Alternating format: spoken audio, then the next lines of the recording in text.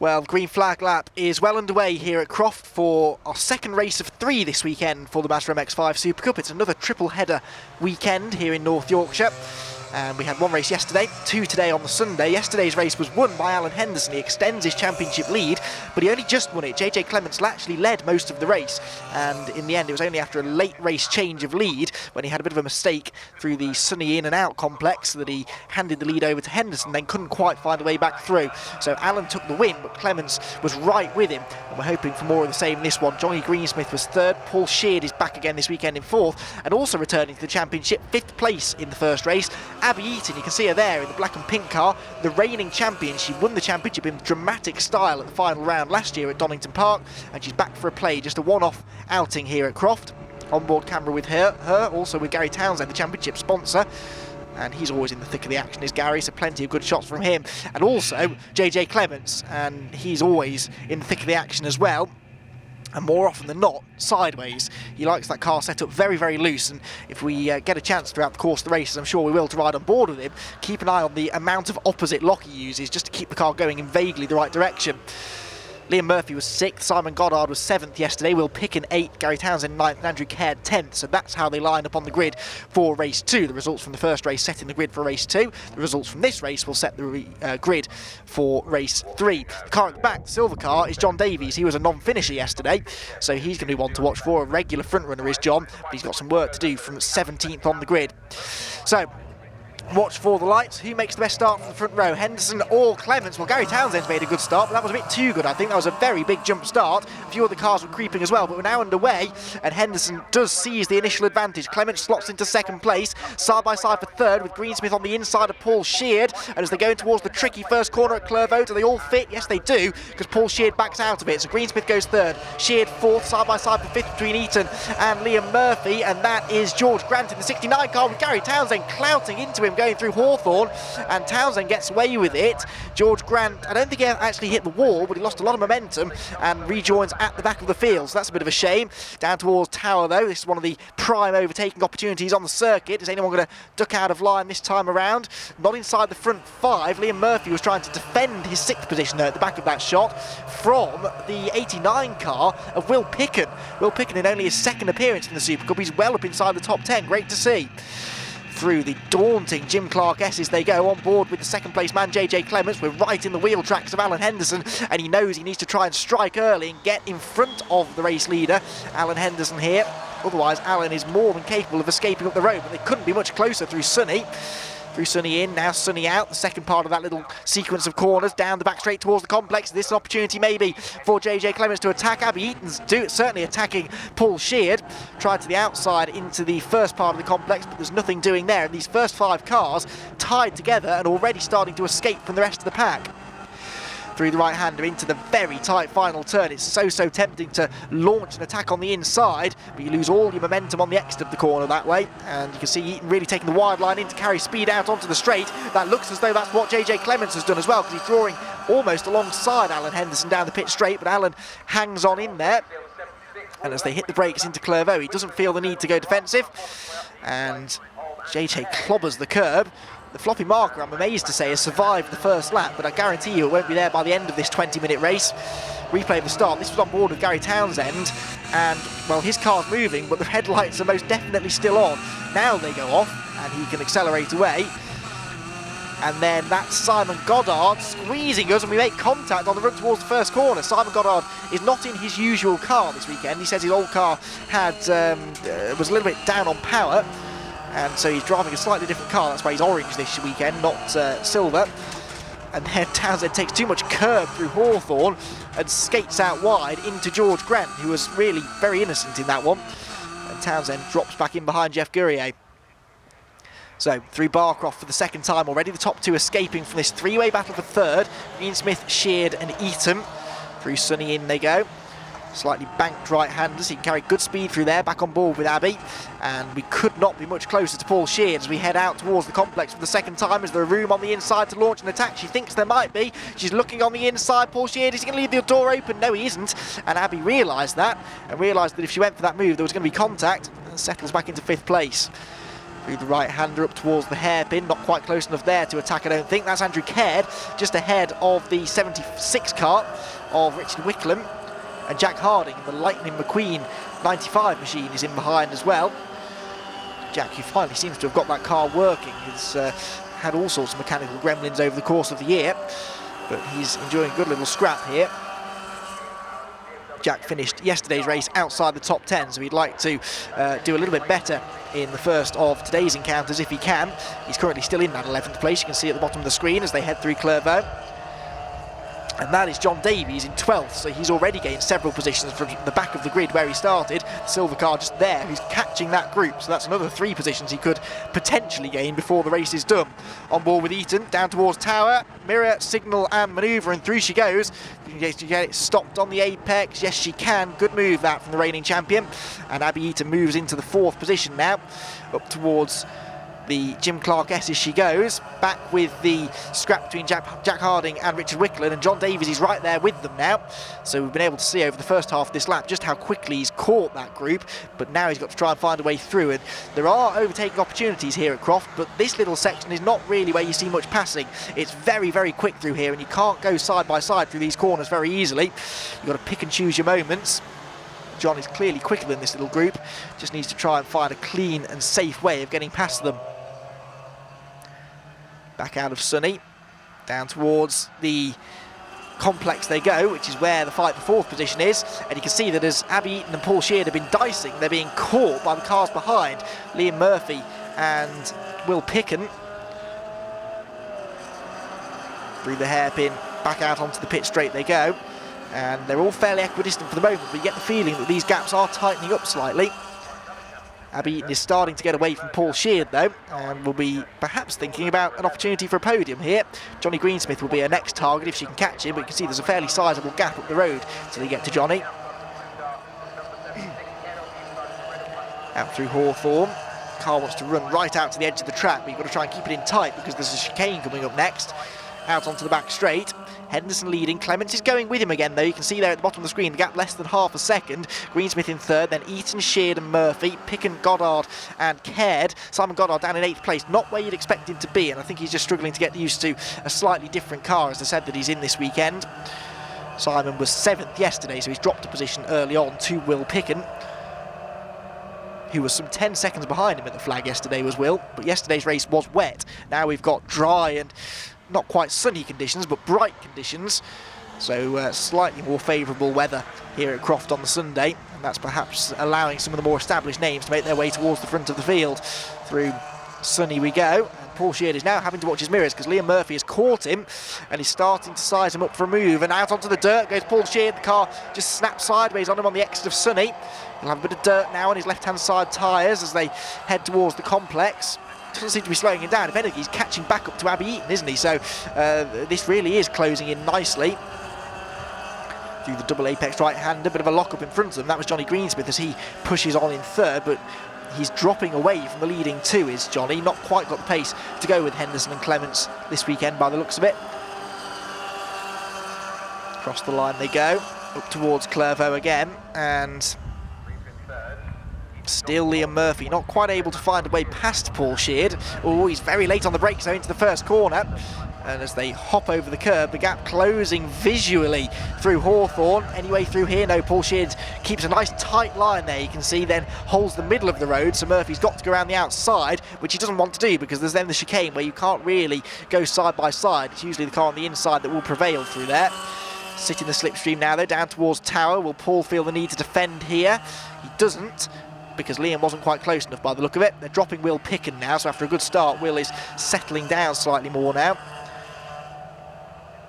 In 7th position there, you can see the novice cross on the back of his car showing how inexperienced he is. But this is a great showing, and we hope he'll be back at Donington Park for the season finale next time out, and we'll see if he can get ever closer to the front of the field. Potential star of the future in Mazda MX-5 racing is Will. Moment he's just started to lose touch with this great little battle between Paul Sheard and Liam Murphy. Now does Paul keep it on the island this time, coming through Sunny? He's missed the apex again slightly and just about kept it on the tarmac, I think, there, or at least onto the painted curb. in towards the complex. We're approaching half race distance already. 8 minutes have gone in this 20-minute race. As ever, the races are 20 minutes in duration for the Mazda MX-5 SuperCup, and they have shown time and time again this year, as they have in previous years, they can cram an awful lot of excitement into a 20-minute race. But at the moment, Liam Murphy is sort of static behind Paul Sheard. This is closer this time now to the straight. If he can get in the slipstream, perhaps force Paul to defend in towards Clairvaux, that could open up an opportunity. Instead, Murphy's actually looking to the inside, just trying to distract Paul, I think, more than anything else. Or has he drawn alongside? They're on the brakes. Yes, he's gone through. So Liam's gone through into towards turn 1. So I don't know if Paul missed a gear or something, because he seemed very slow down the straight that time around. Back with Jack Harding and Richard Wickham. And John Davies still hasn't found a way past them, and it's been a few laps now since we last checked in with this group. So a bit surprised at that. The car, though, did take a fairly big hit early on in yesterday's race, so John may not have the car underneath him 100%. Round through the chicane. Back out onto the back straight, and Jack Harding looking racy here. He's in the tow, he's in prime position to attack Richard Wickham for this 10th place. Onto the brakes, does the blue car go defensive? It doesn't, so Jack seizes the opportunity, slips up the inside and goes through. And again, if he can get it stopped on the apex and not run too wide, he should be able to hold on to the position. He does manage to hold on to the position, and now John Davies has the blue car of Richard Wickham rather than the red car of Jack Harding to negotiate next. Up through the Jim Clark S's. And then into Barcroft. The car's rocking on the suspension through there, try and keep it within the white lines. The marshals and the clerk of the course being pretty strict on track limits this weekend. Jack Harding, he missed the apex through Sunny that time, and Wickham senses a chance perhaps to slip back through. Hop over the curb through the second part of Sunny. Sunny out, as it's known, and then up towards the complex again.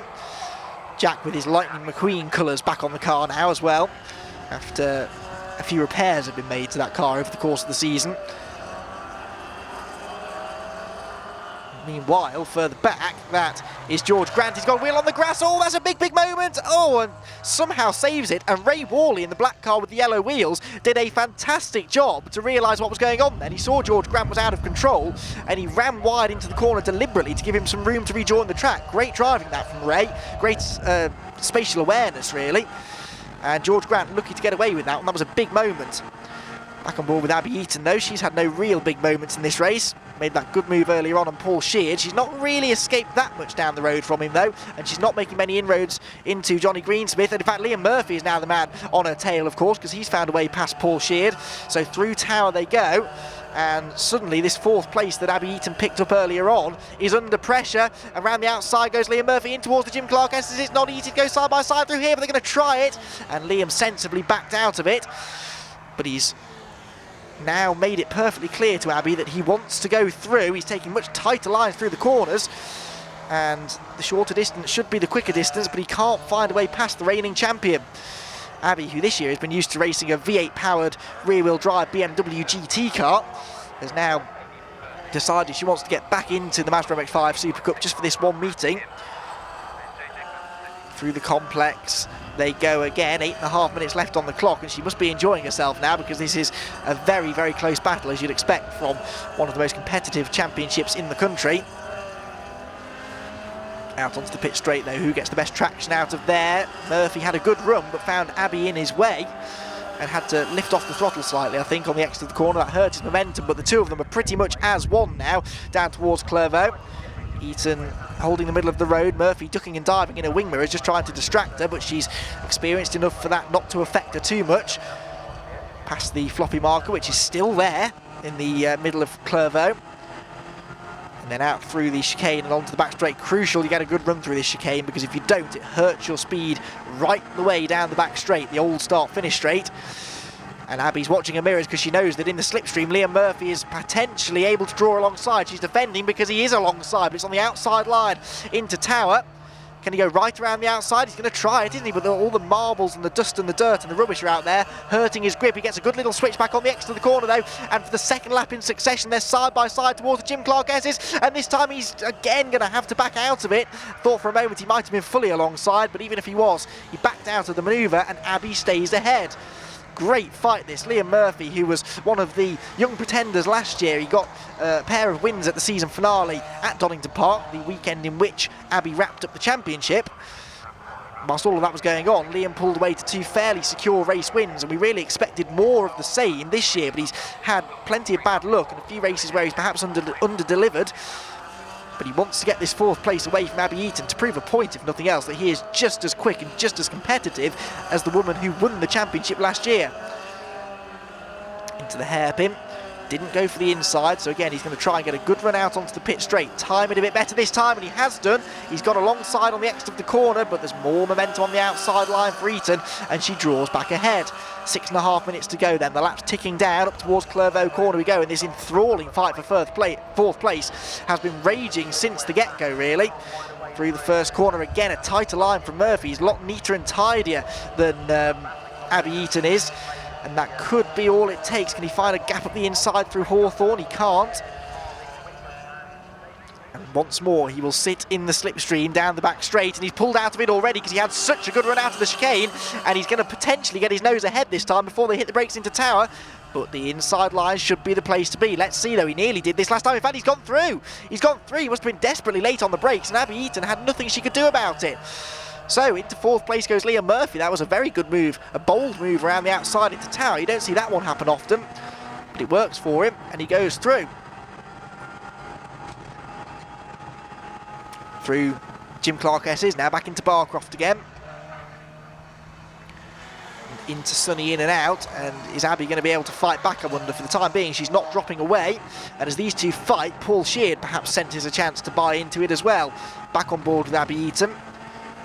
Up the hill towards the complex.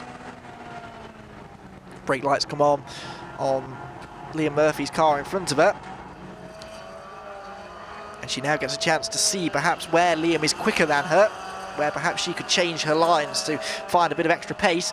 And meanwhile, this battle's still raging. Andrew Caird has been overtaken by Jack Harding, so Jack Harding's gone past both Richard Wickland and Andrew Caird, and that is a spin, not for James Aspinall, as the name on the side of the car would suggest, but Steve Dolman, who's driving James's car this weekend, has had a bit of a moment down at Tower and has rotated the car onto the grass.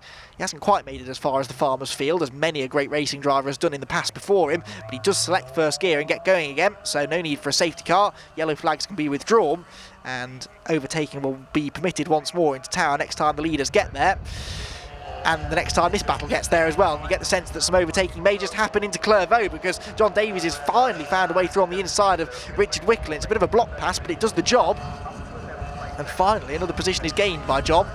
The car looks a bit second-hand, I'd imagine it's handling likewise. But once he's through, he's able to stretch away fairly quickly, so he may be able in the next 4 minutes to get himself onto the tail of Andrew Caird and Jack Harding in front of him. Need to watch his lap times, really. There are Andrew and Jack in the opposite order on the road. The red car of Jack ahead of the black car of Andrew Caird, then the silver one of John Davies, the blue one of Richard Wickland. Very sideways out of Tower for John Davies there, and in some clean air we'll see what sort of pace he's got. Back out onto the ultra high speed far section of the circuit, track that was reopened back in the mid-90s but was open as a racetrack a long time before that and closed down for several years, been brought back, and is once more a firm favourite amongst racing drivers in the UK, because it offers a bit of everything. It's got high-speed corners, low-speed corners where you can overtake. It's fairly wide in a lot of places, but it's got a lot of character as well, very bumpy and very, very tight and technical as well. This complex section at the end of the lap in particular, you can gain and lose a lot of time through there just by having the technical ability to get the car through the lower speed corners. John Davies is looking good through there because he's closing in, I would say, on Andrew Caird. Back onto the pit straight again, 3 laps to go. Lap times in the 1:40s, so this is likely to be the penultimate lap. There is Alan Henderson, meanwhile, the white car there, flashing through the frame. He is the race leader, then JJ Clements in second, so that gap has really extended quite dramatically over the second half of the race. JJ's not been able to go with him this time. I've seen this quite a lot from JJ, that it'll be quick in the first half of the race, but then struggles to maybe keep that pace up in the second half of them. If anything, he's being caught by Johnny Greensmith on board with JJ through the Jim Clark S's. Looking relatively calm and composed by his normally very excitable standards. Through Barcroft he goes, and John Greensmith. Great to see John regularly competing now for podium positions. After the first half of the year, he needed to acclimatise to the Mark III machines. He's been so successful in Mark I MX-5s over the years, but it just took him a little bit of time to get used to this car. But now he's on top of it, he's proving himself to be one of the quickest 3 or 4 drivers in the championship. We can only hope he sticks around next year, and surely he will be contending for a championship in 2016. Back through the complex they go, onto what may or may not be the final lap. It probably will be. And across the line they go. Yeah, last lap board has gone out, so this will be the final lap of this second race of the weekend. Gary Townsend and Jeff Gurrier circulating quite closely together towards the rear end of the field. Remember, Gary, after his false start, then contact with George Grant through the first couple of corners. He's now found himself a little bit more lonely. Certainly no one facing him out of his windscreen, but Jeff Gurrier is not that far back, so any mistakes here from Gary could potentially cost him another position. Running at the moment in the 13th place. He's quite some way behind Richard Wickland at the back of the scrap we were following earlier on. 13th place for Gary with just 1 lap to go now, and he makes his way out of the final hairpin. Down the pit straight he comes again. Let's see that last lap board, and he'll know that there's only another minute and 40 seconds or so of his first race of the day, second race of the weekend to go. I don't think Jeff Gurrier is going to be close enough to attack this time in towards the first corner, so as long as Gary doesn't make too many mistakes, he should be able to hang on. Jeff Gurrier missed Cadwell Park earlier on in the year. Paul Sheard, team owner, drove that car for a while. John Davies, meanwhile, has caught Andrew Caird, and we'll try and get a nice switch back on the extra tyre. You can see the extra speed he takes out from the wide line in, and they're side by side towards the Jim Clark S's. Can he find a way through? Oh, this is brave stuff. Who came out on top? Not too sure.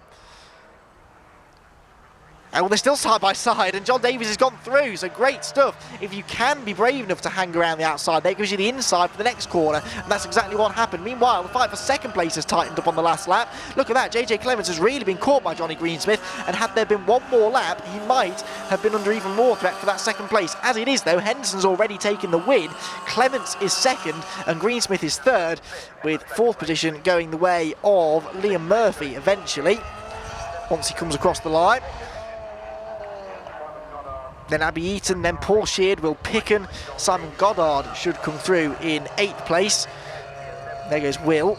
Simon in the orange car. Next up, then 9th position. Will it be Jack Harding? It is. And then John Davies, did he manage to hang on from Andrew Caird? He did indeed. So John Davies rounds out the top 10. Caird is 11th, Wickland 12th, Townsend 13th, then Gurrier, Grant, Worley and Steve Dolman. But Alan Henderson, with yet another victory, has surely now more or less wrapped up the championship. 4 races still to go, 1 more here at Croft, 3 at Donington Park, and of course if he were to get disqualified from any of those races, that would change things very much. But at the moment it looks as though Alan Henderson has more or less done enough to wrap up the 2015 Mazda MX-5 SuperCup Championship.